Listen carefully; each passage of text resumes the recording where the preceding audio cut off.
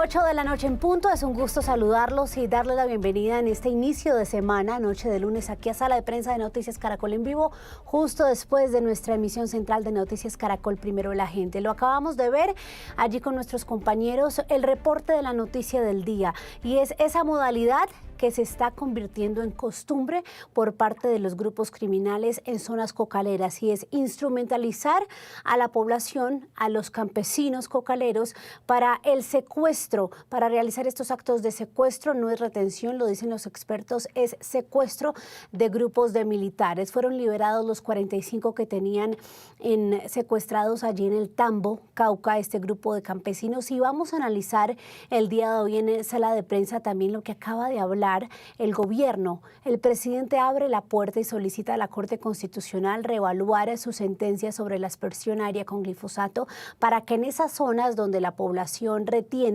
cocalera, retiene o más bien secuestra a los militares, pues se pueda asperjar con glifosato. El ministro de Defensa, el general en retiro, Pedro Sánchez, habló también de evaluar cambios en los protocolos para que se respete la vida de los militares. Vamos a analizar esto aquí en Sala de Prensa, y para eso voy a empezar con nuestro primer invitado del panel de hoy. Es Giancarlo Mejía Suero, el director del Centro Regional de Sensibilización y Formación en Derecho Internacional Humanitario de la Universidad Militar. Profesor, como siempre, un gusto tenerlo aquí en Sala de Prensa. Bienvenido. Muy buenas noches para ti y para toda la audiencia. Es un placer acompañarlos de nuevo. Placer es nuestro de contar aquí con su expertise y con su conocimiento para evaluar este tema que justo lo tratamos, profesor Giancarlo, con usted la semana pasada, cuando se dio, o ya casi hace semana y media, cuando se dio ese secuestro anterior de los militares en Guainía o en Guaviare, creo que fue en Guaviare. Y mire lo que está pasando ahora en el Cauca nuevamente, es decir, se está volviendo prácticamente pan de cada día, y lejos de ver como una estrategia clara para detener este tipo de práctica, modalidad, díganos usted cómo la podemos calificar. Lo que vemos es que va en aumento y cada vez el grupo de militares es mayor. Es cierto, es una práctica sustentada en varios modus operandi, pero además se constituye en un patrón generalizado y ya ha dejado de ser un problema gubernamental. En nuestro sentir, el primer punto aquí es que es un problema estatal. Nosotros ya no vemos solamente un problema a nivel desde la perspectiva del Ejecutivo y falta de políticas claras frente al uso de la fuerza y además del seguimiento, además de la propia doctrina militar y policial. Lo que vemos acá es ahora un problema que trasciende hacia otras ramas del poder público, específicamente en términos de la administración de justicia, y como si fuera poco, también al legislativo en términos de lo que podría ser el control político que debe hacer y el seguimiento que se le debe dar. E incluso esto compromete obviamente a los órganos de control, específicamente al Ministerio Público, por no cualificar en las alertas tempranas y hacer seguimiento en el terreno. Esto seguirá creciendo en todas aquellas áreas que están hace mucho tiempo y claramente determinadas, y seguirá pasando por la inacción específicamente del Estado, por las fallas protuberantes que existen en el nivel de estratégico nacional, que es absolutamente civil, en cabeza del presidente de la República y del ministro de Defensa, por los protuberantes problemas también de forma estructural en los sistemas de agenciación de inteligencia del Estado, y como si fuera poco, por no entender claramente que este no es un tema solo de eso que denominamos en Colombia orden público, sino este es un tema esencialmente del conflicto armado.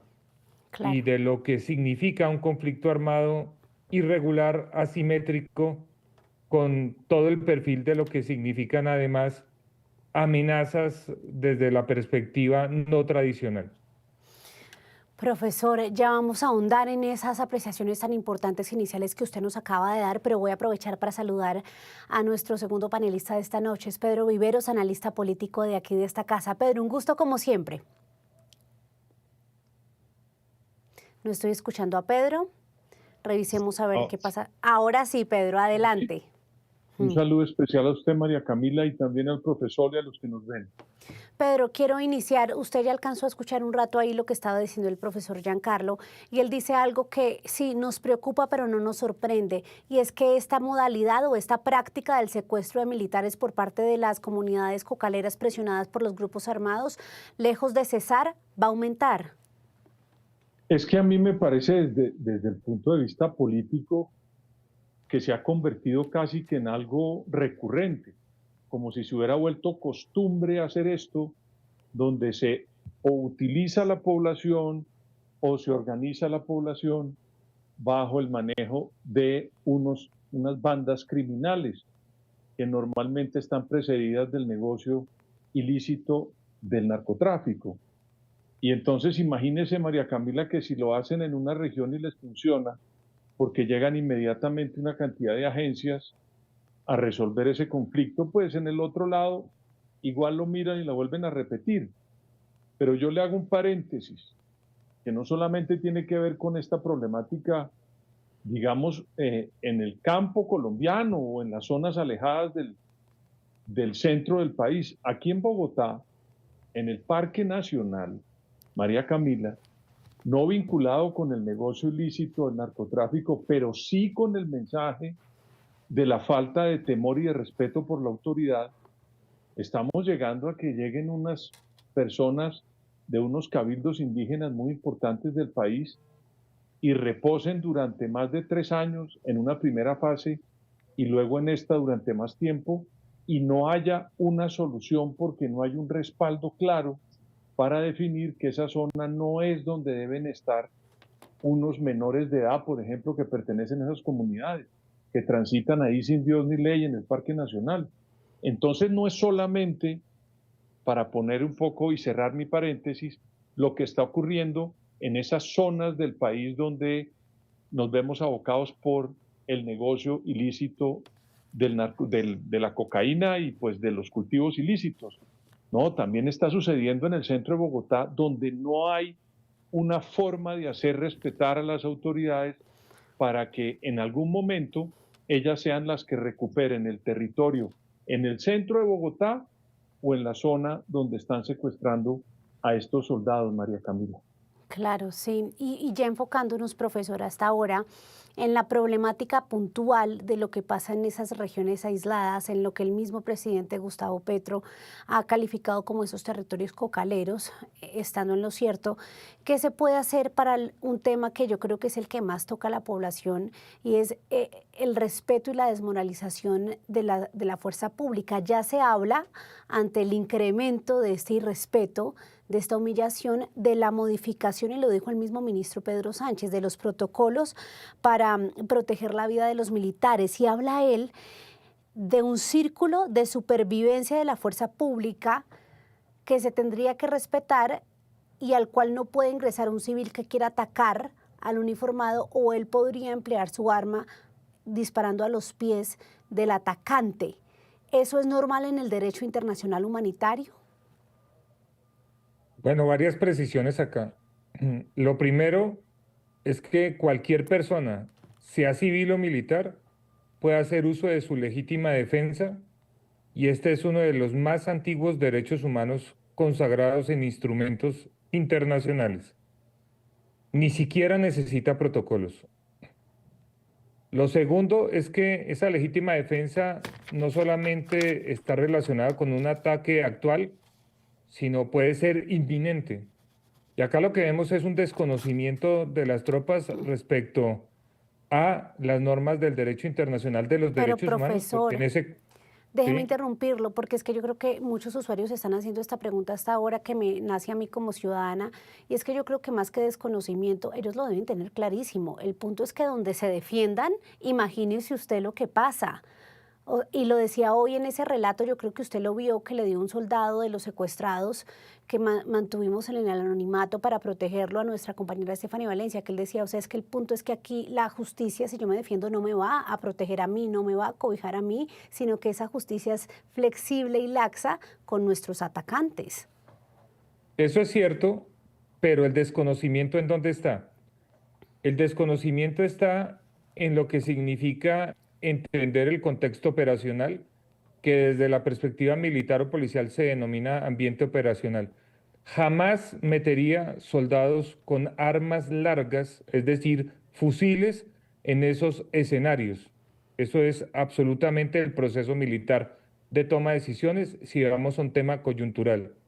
Utilizaría otro tipo de medios de letalidad reducida que permitan claramente operar, o como se ha hecho por batallones de policía militar, incluso en el combate local, es decir, combate de cercanías o control de ciudades y poblaciones, en términos de poder utilizar otro tipo de armamento como puede ser subfusiles como Tabor con calibre 9 milímetros por 19 y demás.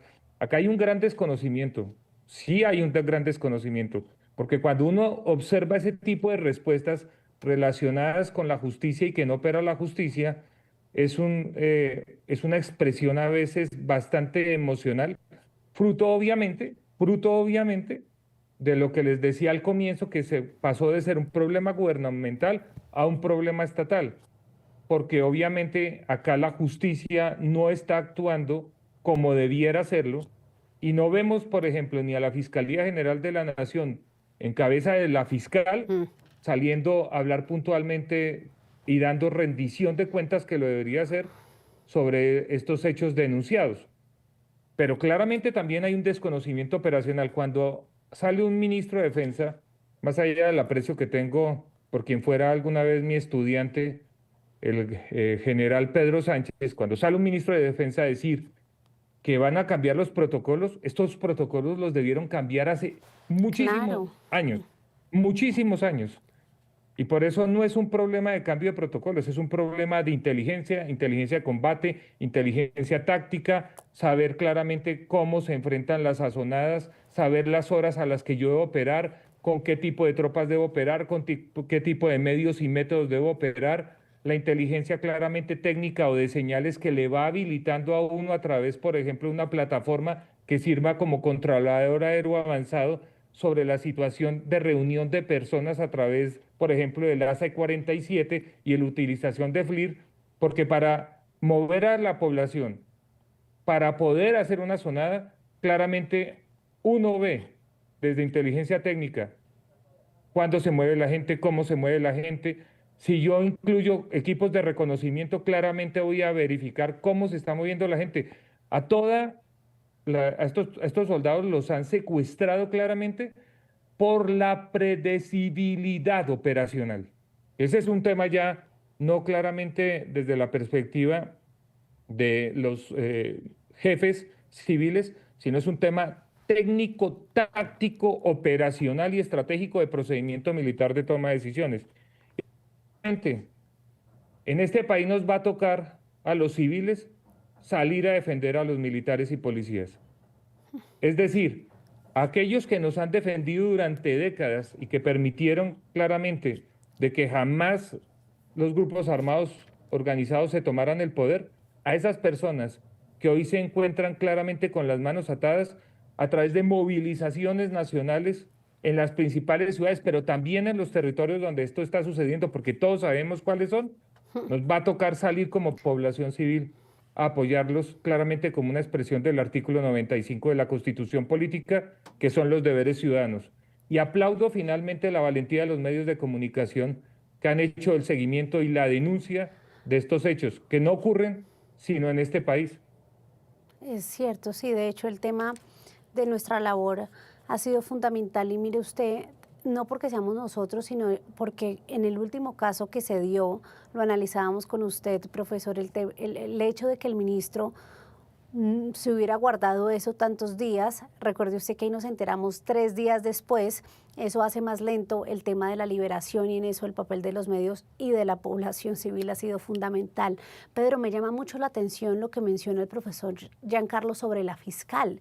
En el mundo ideal, la fiscal le estaría poniendo la cara a esto y estaría hablando de judicializaciones, porque es que si partimos de la base de que aquí no solo ellos tienen el derecho a la defensa, sino también de que hay delitos como secuestro, violencia en contra de servidor público, concierto para delinquir, azonada, delitos muy graves y con penas muy altas, la Fiscalía debería estar al frente.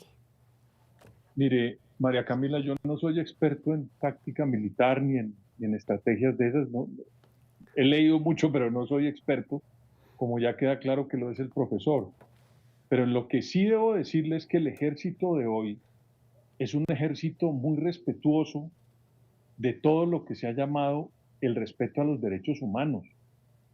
Es muy curioso que quienes hoy terminan siendo afectados son los soldados y no la población civil que los secuestró.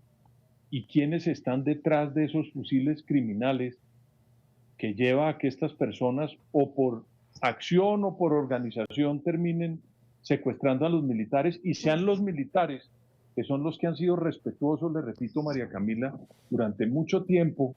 Allá yo tuve la oportunidad de conocer esas cátedras que ellos toman en materia de respeto a la vida y de respeto a la humanidad, y lo hacen muy bien, y ellos sean los que hoy están en el foco de este conflicto como las personas que están siendo secuestradas, pero que no aparezcan las instituciones políticas en la defensa de la vida y de la acción legítima de la fuerza pública en Colombia. A mí eso me extraña enormemente.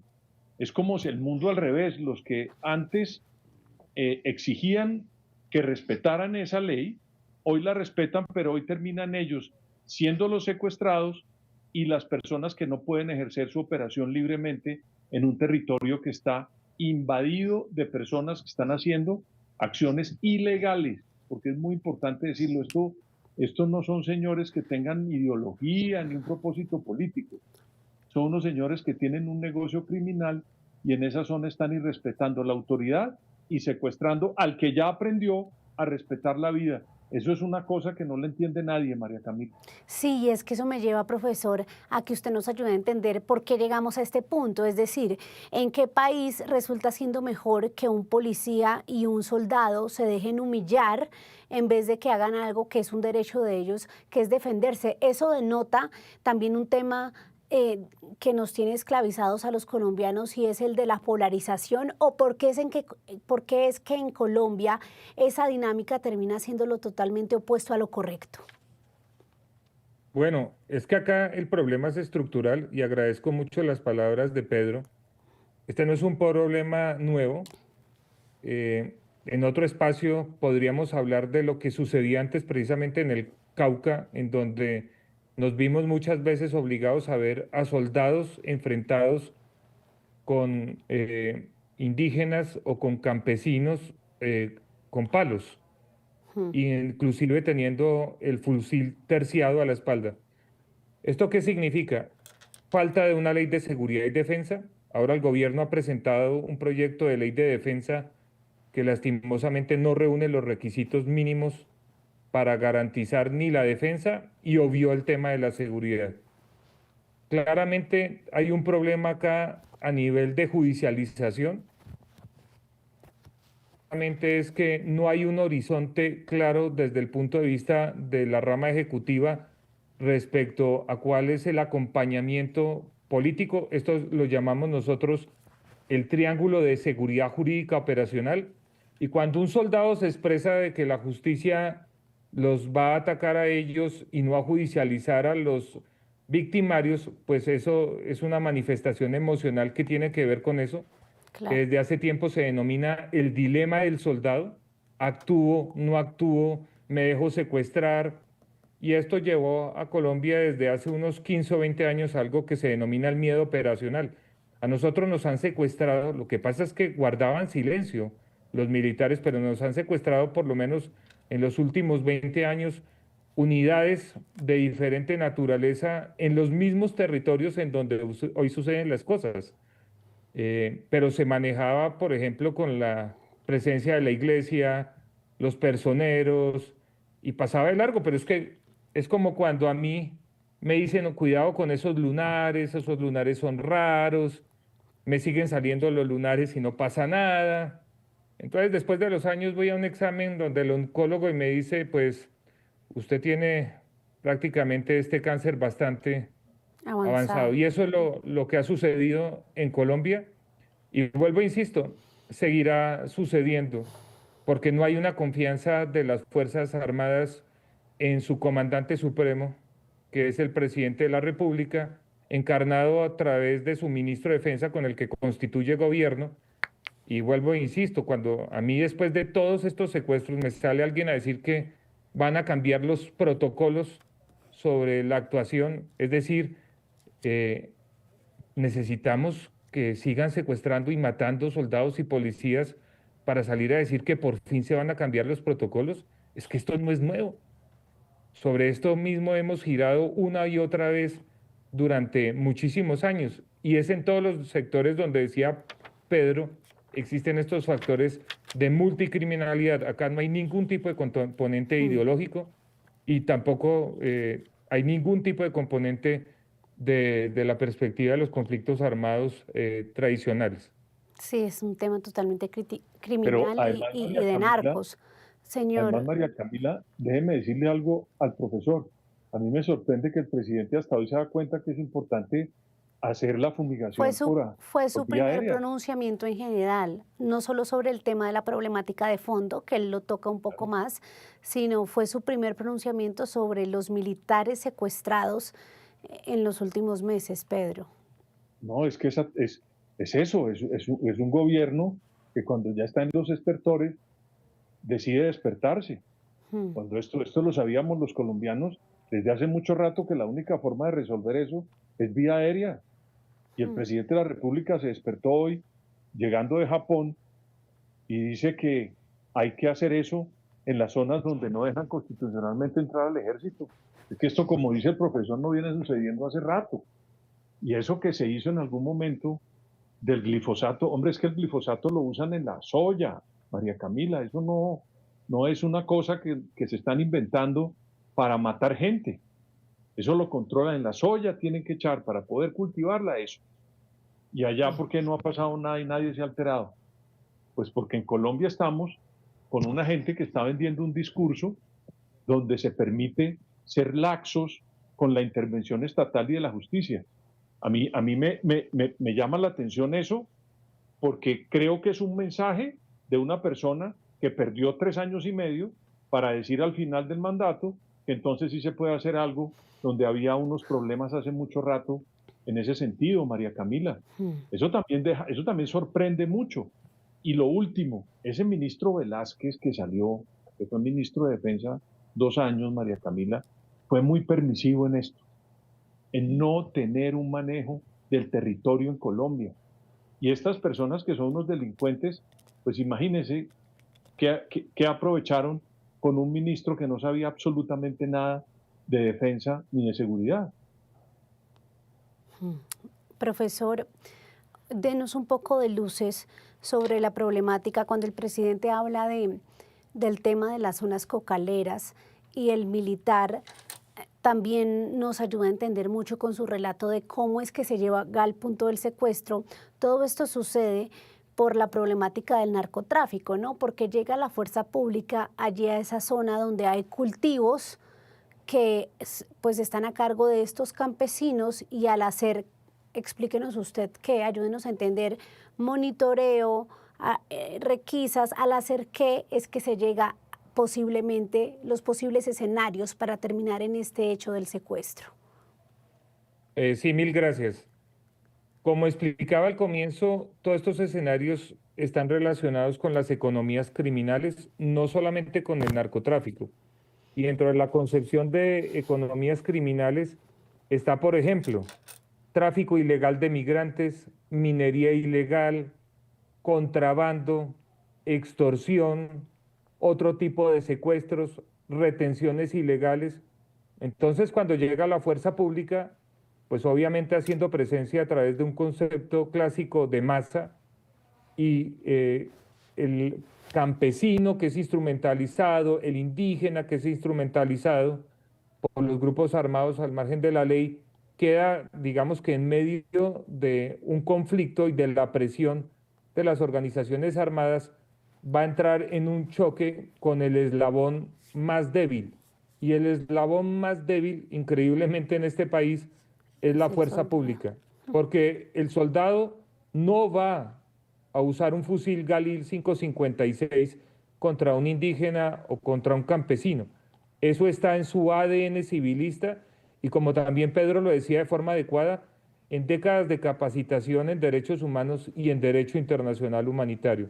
Entonces es un eslabón débil, va solo, sin el acompañamiento del Estado. Miren lo que ocurrió con el plateado y todas las promesas de que iba a llegar educación, vías y todos los programas y demás. Dejaron solo a la fuerza pública. Lo mismo que sucedió en la implementación del acuerdo final, incluso en el gobierno de Juan Manuel Santos en la parte final, en donde en las zonas veredales transitorias de normalización, los que prestaron la actuación real de acompañamiento a sus otros adversarios fueron los policías a través de UNIPEP y los miembros del Comando Estratégico de Transición. El resto del Estado no llegó. Es que acá es un problema del Estado. Entonces, ese eslabón débil, que es la fuerza pública, pues se ve compelida necesariamente a actuar porque están en el cumplimiento de un deber constitucional y legal. Pero como los grupos armados al margen de la ley conocen claramente las debilidades a nivel estratégico, operacional y táctico que tienen esos militares y policías, por eso los ponen a confrontar a través de forma indirecta con la instrumentalización de civiles. Esto sucede en el Bajo Cauca con la minería ilegal. Esto sucede con migración ilegal o ilícita en el Catatumbo y también en La Guajira, también en Turbo, en Chocó. Ahí están las alertas tempranas. Es decir, nosotros no debíamos hace mucho tiempo de seguir exponiendo a los militares en este tipo de escenarios, sobre todo solos, sin el acompañamiento de la Fiscalía, sin el acompañamiento claramente de la Defensoría del Pueblo, sin eso que se llama desde la perspectiva estatal una acción unificada y que fue desarrollado por los militares integralmente a través de las relaciones civiles y militares en lo que se denominaba desde la época del general Rojas Pinilla y después en el Frente Nacional la acción integral. Así Sí. que el cambio es de 180 grados que debe darse, pero el Estado y su burocracia no está actuando. Y claramente, vuelvo e insisto, hay unos deberes ciudadanos que provienen del artículo 95 de la Constitución Política y nos va a tocar a la población colombiana salir y rodear y abrazar claramente a nuestros militares y soldados y policías que están obviamente siendo atacados. Eso también lo decía Pedro y me llama poderosamente la atención porque no solamente pasa en la zona rural, pasa también en los cascos urbanos en donde muchas veces la policía no puede actuar y claramente la comunidad solamente se enfoca, por ejemplo, a través de sus celulares y demás, esperando el momento en que el soldado o el policía presionado pueda hacer el uso de la fuerza para mostrar un contexto desafortunado de, por ejemplo, agresividad o violación de derechos humanos o infracciones al derecho internacional humanitario. Si no Sí. rodeamos a la fuerza pública, pues esto cada vez se va a agravar, porque lo que vemos es que al Estado le quedó grande defender a sus propios militares y policías. Sí, y eso es lamentable. Me queda tiempo, Pedro, para una pregunta final y quiero su opinión sobre lo que acaba de decir y nos ha dicho ya en varias respuestas, en varios análisis, el profesor Giancarlo, que tiene que ver con el papel que jugamos nosotros o la ciudadanía en la defensa de los militares ante este panorama en el que el Estado no tiene las herramientas ni la estrategia para hacerlo. Mire, María Camila, la gente recurre al Estado cuando ya todas las opciones anteriores las ha perdido. En Colombia, las personas que más ayudan en la solución de todos los problemas de este país cuando son graves son los militares. Así es. Mire, hoy usted vio la carretera esta Bogotá-Villavicencio que está tapada, ¿verdad? ¿Usted sabe quién Señor. fue hace menos de un año el grupo que le tocó poner un puente allá y trabajar 24 horas para poner un puente? fueron los ingenieros militares de Colombia los que se fueron a hacer eso, María Camila. No fue ningún asesor, ningún consultor, ningún empresario, ni ninguna persona del gobierno que se fue allá a pegar tornillos y armar un puente. Fueron los militares de Colombia. Cuando hay un derrumbe, cuando hay cualquier tipo de problemas o cuando hay un dique se desborda o los ríos se desbordan, ¿quiénes son los primeros que llegan? Los militares de Colombia. Eso es la verdad. Sí. Y resulta, María Camila, que hoy nosotros los civiles, los que no hacemos esa tarea, pero ellos sí la hacen por nosotros, no estamos defendiendo que el Estado le ayude a los militares a que no sean secuestrados. Eso es simple. Pues tenemos que hacer la presión desde cualquier lado, porque en cualquier sitio, María Camila, y yo no me explayo más, cualquier problema que a usted se le ocurra en la cabeza que tiene este país, siempre los primeros que llegan son los militares. Y resulta que ahora, cuando están cumpliendo su deber de recuperar el territorio de bandas criminales, no angelitos con propósitos políticos, los estamos dejando solos. Ojalá que las otras entidades del Estado y la población presione para que esto no siga ocurriendo en el país. Allá donde está pasando, donde están los militares, pero también en el centro de Bogotá, aquí lo que está pasando en el Parque Nacional, eso es es penoso lo que está pasando, que no tengamos la presión los civiles y el Estado colombiano para resolver ese problema del Parque Nacional con la comunidad en Verá, María Camila. Pues Pedro, profesor Giancarlo, se nos acabó el tiempo, pero ha sido un gusto analizar este tema con ustedes dos. Y bueno, seguimos atentos también a lo que los dos resaltaban de alguna manera, y es que parece que en este último año sí ya de pronto hay un foco en lo que tiene que ver con cambiar protocolos o establecer el tema de la aspersión aérea que según los expertos pues nunca debió tratarse de la manera en la que se está tratando. Gracias a los dos por su tiempo y muchas gracias por estar aquí en Sala de Prensa. Un saludo, María Camila, un saludo. Muchas gracias profesor. y feliz noche. Feliz noche para Igual, ustedes Pedro. dos. Feliz noche. Para nuestros invitados de Sala de Prensa en este inicio de lunes y también a ustedes, muchas gracias por su sintonía, por sus comentarios aquí en nuestro canal de YouTube. Un saludo especial a todos los usuarios que nos están viendo a través de nuestra plataforma de YouTube. Esto es Sala de Prensa de Noticias Caracol en Vivo. Sigan conectados con nuestra programación. Feliz noche.